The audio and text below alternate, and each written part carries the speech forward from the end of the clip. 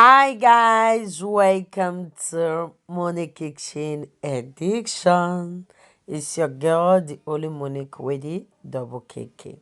So in this video, I'm going to be showing you guys how I cook my groundnut soup, the village style, just the way our papa and mama used to cook it for us back in the days. So stay tuned and watch.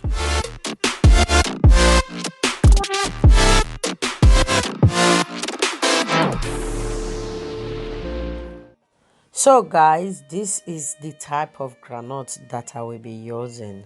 And in case if you are cooking with me, use this type. It's the best, no salt, no sugar. Just buy this and break it yourself. You see how beautiful it is? Now place a dry pan on fire, pour in the granite and start frying. Fry for at least 3 to 5 minutes. Please don't stop stirring, okay? Just stir till the end. How to know that your granite is fully fried is when you start perceiving the smell, okay? And when some parts start to get burnt, you know that it is fully fried. Please don't let it to get burnt all over, okay? As you can see, you can spot some that is a little bit dark on mine. So after that, let me tell you what I'm using to cook my mackerel fish and my cow tripe, aka ishake. You know I don't cook without this. And I will be using goat meat, roasted goat meat. Okay, you can use any meat of your choice, and I will be adding a little chicken. Okay, it's a plus to the flavor. And I will be using cow tripe again. This is our body. I love it so much. I love cow tripe more than meat though. So I will be using pepper and crayfish, and I will be using this big crayfish. I love it. And 2 stock cube and salt. I will be adding more stock cube though. So this is the bitter leaf that I will be using.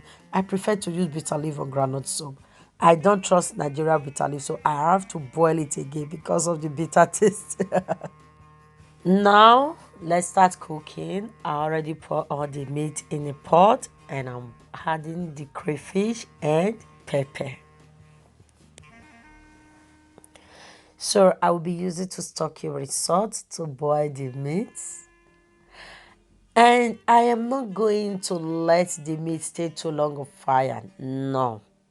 I am just going to steam it a little, like boil for like 2 3 minutes. When it's fully boiled, then I stop. I don't want the meat to be overcooked. Okay?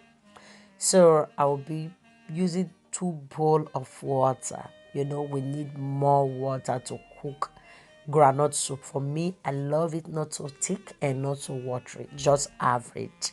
So after pouring in the water, I'm going to stir gently, then cover to cook. Okay, so guys, if you haven't subscribed to my channel, what are you waiting for? Subscribe to my channel, like my page, and also share. Help to share and drop your opinion in the comment section. Thank you.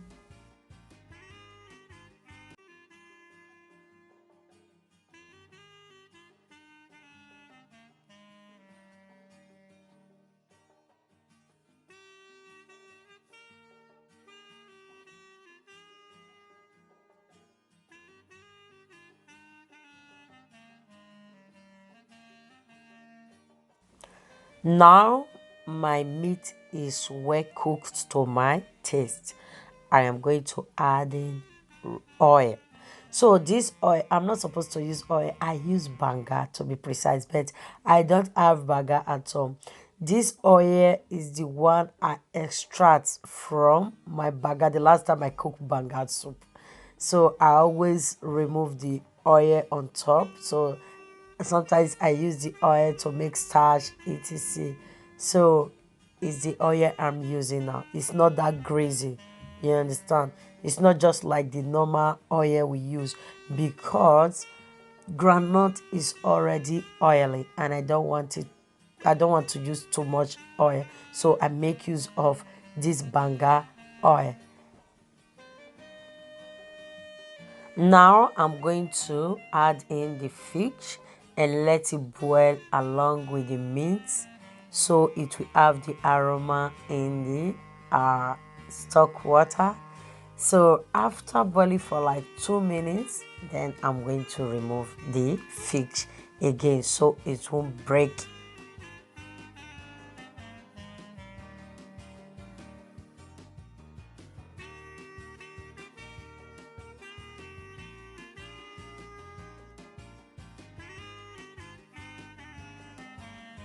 Now I am going to remove the fish. After removing the fish, I'm going to pour in my granules. Note that I blend my granite the watery type because granite need water. I don't blend it the dry way. This is how our mama cook it back then. So make it, if you are using my recipe, I will advise you blend it the watery type. Okay, it's going to give you add in some flavor. So you see, if you want to cook groundnut soup the village style, you don't need bell pepper, you don't need scotch bonnet, you don't need onions, you don't need anything. Just cook it like this, and you will get the 100% groundnut soup we do it back home. And there is a way I also cook the groundnut stew, which you can use to eat rice and yam, but this one is strictly for swallow. I'm going to use mine to rock starch. So we are going to cover to cook. Okay, when you cover it to cook, all this foam on top is going down before you know that it is fully cooked. So I did overcook my meat. That is why I am cooking it alongside with the groundnut. Okay, and assuming you like your meat to be well cooked before you pour in anything, you are to remove the meat, cook the groundnut first before you add in the meat again. But for me, my meat was not to cook when I boil it, so I am cooking it along with the groundnut. This is how I love it. So the groundnut will soak into the meat. Okay, so we are going to cover to cook. I'm going to half cover it so it won't evaporate or mess up the gas. So this is how I cover it.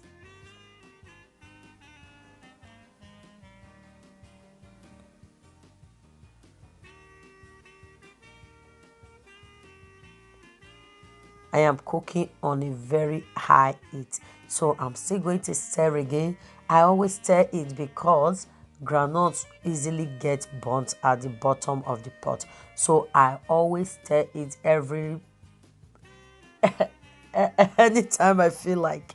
Okay, so just keep stirring, don't let it burn, because when your groundnut soup burn, hey, you cannot eat it. That's just the truth. So I'm adding in the fish again. I hate to see my fish break because I love fish.